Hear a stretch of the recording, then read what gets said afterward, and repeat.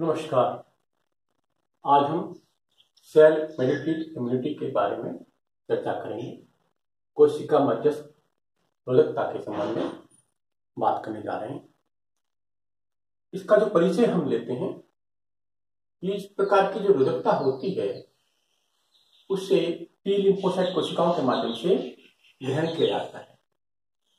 और T lymphocyte कोशिकाएं की उत्पत्ति बोन मैरो में की जाती है और इनकी जो प्रोसेस होती है वो जो लिम्फोसाइट नोड होती हैं उनके अंदर की जाती है, जहां इनका विभाजन किया जाता है अलग अलग प्रकार की जो टी लिम्फोसाइट कोशिकाएं होती हैं। तो ये जो विभिन्न प्रकार की टी लिम्फोसाइट कोशिकाएं हैं उनके बारे में बात करते हैं। पहली जो टी लिम्फोसाइट कोशिका होती है T4 टी हेल्पर कोशिका इसको कहा जाता है। ये टी हेल्पर कोशिका होती है उस पर CD4 एक क्षेत्र पाया जाता है, इसलिए इसको T4 कोशिका भी कहा जाता है। इसके द्वारा उस प्रजनन की पहचान की जाती है जो मैक्रोफेज कोशिकाएं अपनी सतह पर उसको दर्शाती हैं। ये जो प्रतिजन होता है ये एक अंश के रूप में MSC अणु द्वितीय के माध्यम से भक्षण कोशिकाएं अपनी सतह पर धारण करती हैं और उसकी पहचान टी हेल्पर कोशिका करती है। ये जो टी हेल्पर कोशिकाएं होती हैं उनके द्वारा विभिन्न प्रकार के साइटोकाइन्स पदार्थों का स्राव किया जाता है। उनमें से एक गामा इंटरफेरोन है, इंटरल्यूकिन 4 है, TG4 बीटा है। ये साइटोकाइन्स पदार्थ होते हैं टी हेल्पर कोशिका द्वारा स्रावित किए जाते हैं। तो टी हेल्पर कोशिका जो होती है वो एक तो जो बी लिम्फोसाइट कोशिकाएं होती हैं उनको सक्रिय करती हैं। TC कोशिकाएं टी जो टी किलर कोशिकाएं होती हैं उनका सक्रियकरण करती हैं और जो नेचुरल किलर कोशिकाएं होती हैं उनका भी सक्रियकरण इसके द्वारा किया जाता है। ये टी हेल्पर कोशिकाएं इस प्रकार से देह में उपस्थित और कार्य करती हैं। दूसरे प्रकार की जो टी लिम्फोसाइट कोशिकाएं होती हैं वो TC या टी किलर कोशिकाओं के रूप में पाई जाती हैं। इनके ऊपर CD8 जो क्षेत्र है वो पाया जाता है और उसके कारण उनको T8 लिम्फोसाइट कोशिका भी कहा जाता है।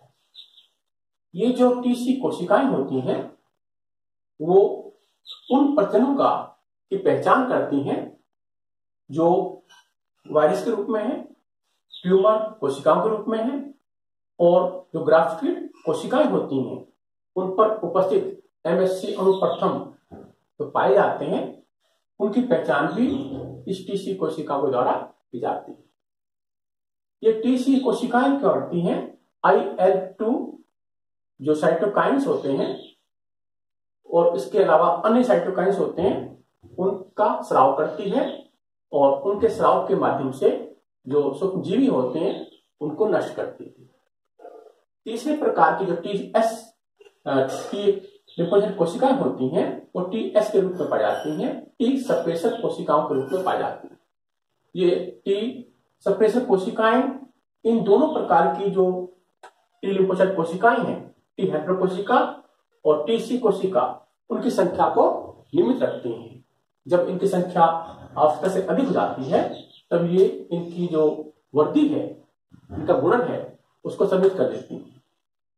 चौथे प्रकार की जो टी लिम्फोसाइट कोशिकाएं होती हैं मेमोरी टी कोशिकाओं के रूप में पाई जाती हैं। ये जो कोशिकाएं हैं ये TH और TC दोनों प्रकार की कोशिकाओं के रूप में पाई जाती हैं। इनके द्वारा जो प्रजनन की पहचान की गई है पहले, उसकी स्मृति अंदर इनमें निहित होती है और ये भविष्य के लिए इनको रख दिया जाता है।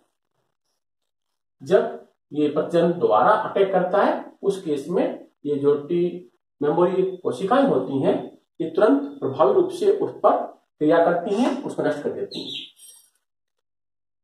ये जो टी लिम्फोसाइट कोशिकाएं हैं, समस्त प्रकार की टी लिम्फोसाइट कोशिकाएं, उनकी सतह पर उनकी जो मेम्ब्रेन होती है उस पर एक TCR अणु पाए जाते हैं। और TCR अणु एक विशिष्ट प्रकार के अणु होते हैं जो एक विशिष्ट प्रजनन की पहचान करते हैं। तो जितने भी प्रजनन होते हैं उनसे संबंधित विभिन्न प्रकार के TCR अणु धारण करने वाली T कोशिकाएं देह में पाई जाती हैं। तो हम बात करते हैं कि ये जो कोशिका मध्यस्थ रोधकता किस प्रकार से कार्य करती है देह के अंदर। सर्वप्रथम ये जो मैक्रोफेज कोशिका है ये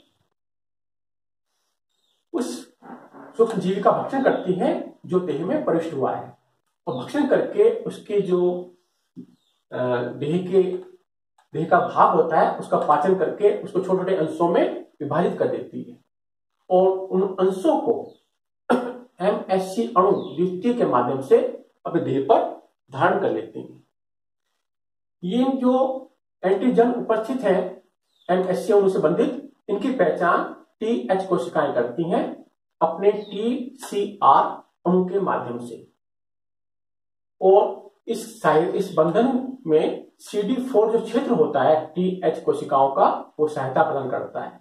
CD4 क्षेत्र के माध्यम से जो MHC द्वितीय अणु है जिनके माध्यम से ये एंटीजन बंधित पाया जाता है उसकी पहचान की जाती है। तो इस प्रकार से इस एंटीजन की पहचान जो कि मैक्रोफेज कोशिका पर सतह पर ऊपर उपस्थित है उसकी पहचान इसके माध्यम से की जाती है।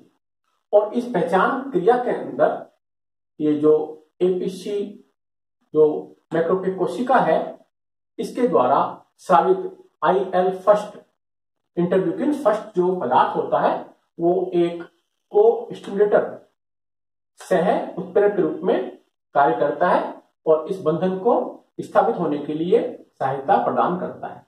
इस प्रकार से इस एंटीजन की पहचान TH कोशिका के द्वारा की जाती है। इन बंधन के कारण ये T जो हेल्पर कोशिका है इसका सक्रियकरण हो जाता है, और सक्रियकरण के फलस्वरूप ये दो क्रिया करती है, पहले अपनी संख्या वृद्धि करती है और फिर विभेदन करती है, और इन क्रियाओं के माध्यम से दो क्लोन बनते हैं, एक मेमोरी TH कोशिकाओं का, एक इफेक्टर TH कोशिकाओं का। तो जो दो समूह हैं ये कोशिकाएं इस प्रोलिफरेशन क्रिया के माध्यम से प्राप्त की जाती है। ये जो मेमोरी सेल होती हैं ये भविष्य के लिए सुरक्षित रखी जाती हैं, और जो इफेक्टर सेल्स हैं ये विभिन्न प्रकार की गतिविधियां करती हैं। ये जो इफेक्टर TH कोशिकाएं होती हैं उनके द्वारा IL सेकेंड इंटरल्यूकिन सेकेंड पदार्थ का श्रावण किया जाता है, जिसके माध्यम से जो मैक्रोफेज कोशिकाएं हैं जो निष्क्रिय हैं, नेचुरल किलर कोशिकाएं हैं जो अभी तक निष्क्रिय पड़ी हैं उनको उत्तेजित करके सक्रिय किया जाता है, और वो उस जगह पहुंचती हैं जहां पैथोजन उपस्थित है और उनका भक्षण वो ये कोशिकाएं करना शुरू कर देती हैं। ये जो बी लिम्फोसाइट कोशिकाएं होती हैं जो निष्क्रिय पड़ी हैं उनको भी ये इफेक्टर TH कोशिकाएं उत्तेजित करती हैं, और उत्तेजित करके उनकी संख्या वृद्धि कराती हैं और वे विभेदन क्रिया प्रारंभ करा देती हैं। तो इसके लिए दो साइटोकाइन्स पदार्थ इनके द्वारा स्रावित किए जाते हैं, एक BCGF, इसके द्वारा जो बी लिम्फोसाइट कोशिकाएं हैं ये अपनी संख्या में वृद्धि करती हैं, और BCDF इसके द्वारा इन कोशिकाओं में विभेदन क्रिया की जाती है। और ये जो बी लिम्फोसाइट कोशिकाएं हैं ये प्लाज्मा कोशिकाओं के रूप में एंटीबॉडी का जो निर्माण है वो प्रारंभ कर देती हैं। ये जो एंटीबॉडी बने हैं वो भी प्रजनन के प्रति अभिक्रिया दर्शाते हैं, उन्हें नष्ट करना शुरू कर देते हैं। ये जो इफेक्टर TH कोशिकाओं का समूह है ये तीसरी क्रिया जो TC कोशिका अभी तक निष्क्रिय पड़ी है उसका सक्रियकरण भी इनके द्वारा किया जाता है इंटरल्यूकिन सेकेंड के माध्यम से।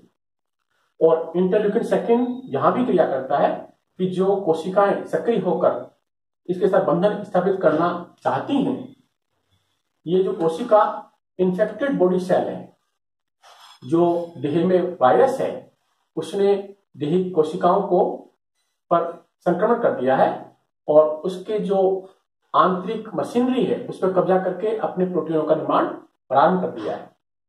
उन कोशिकाओं को, उन संक्रमित कोशिकाओं पर जो MHC अणु प्रथम होते हैं वो इन प्रोटीनों को, जो कि इस वायरस के द्वारा बनाए जाते हैं, अपने द्वारा बंधित करके इसकी जो सतह होती है इन्फेक्टेड कोशिका की, उस पर धारित कर लिए जाते हैं। तो इस MHC अणु प्रथम से बंधित जो एंटीजन है, वायरस प्रोटीन है, इनकी पहचान TC कोशिका करती है अपने TRC जो मोलिक्यूल होता है, अणु होता है, उसके द्वारा, जो विशिष्ट प्रकार का होता है, जो इसकी पहचान करता है। और इस पहचान क्रिया में जो CD8 है ये भी MHC अणु प्रथम जो विशिष्ट प्रकार का होता है उसकी पहचान करके इस बंधन को स्थापित होने के लिए सहायता प्रदान करता है। तो इस प्रकार से ये जो संक्रमित कोशिका है, वायरल संक्रमित कोशिका है, उसके साथ ये TC कोशिका बंधन स्थापित कर लेती है। अब ये जो TC कोशिका होती है उसके द्वारा कुछ विषैले पदार्थों का, कुछ टॉक्सिक पदार्थों का स्रावन किया जाता है। और ये जो पदार्थ होते हैं, ये जो इन्फेक्टेड कोशिका है जो कि संक्रमित हो चुकी है उसको नष्ट करना प्रारंभ कर देते हैं, उसकी सतह पर विभिन्न छेद उत्पन्न कर देते हैं और जिससे वो कोशिका नष्ट हो जाती है। इस प्रकार से T कोशिका इन वायरल संक्रमित कोशिकाओं को नष्ट करना शुरू कर देती है, जिससे जो वायरस का प्रकोप है उस पर नियंत्रण किया जाता है। ये जो TC कोशिका ने बंधन स्थापित किया था इससे, वो भी सक्रिय हो जाती है और सक्रियकरण में फिर ये IL इंटरल्यूकिन जो सेकंड है ये भी इसमें सहायता प्रदान करता है और सक्रियकरण क्रिया के अंतर्गत ये भी अपना गुणन करती है, विभेदन करती है और स्मृति कोशिकाओं और इफेक्टर कोशिकाओं के रूप में 2 क्लोन का निर्माण करती है।